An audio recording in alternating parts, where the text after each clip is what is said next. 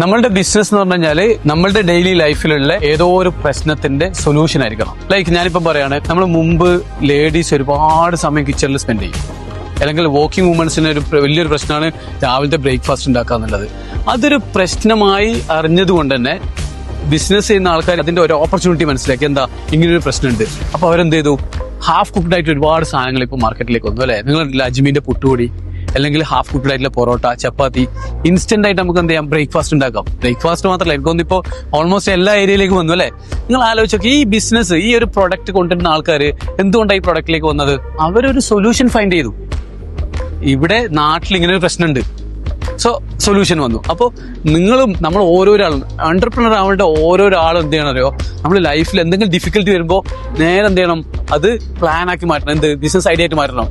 നിങ്ങളിപ്പോൾ വരുന്ന നാളെ ഇപ്പം കോഴിക്കോട് റെയിൽവേ സ്റ്റേഷനിൽ ഇവിടത്തേക്ക് വരാൻ വണ്ടിയില്ല, അല്ലെങ്കിൽ നിങ്ങൾക്ക് എന്തെങ്കിലും ബുദ്ധിമുട്ടുണ്ട്, ട്രാഫിക് ഉണ്ട്. അപ്പോൾ ഇതിന് എന്താ സൊല്യൂഷൻ? ഈ സൊല്യൂഷൻ നിങ്ങൾക്ക് എന്ത് ചെയ്യാം, ഒരു ബിസിനസ് ഐഡിയ ആക്കി മാറ്റാം.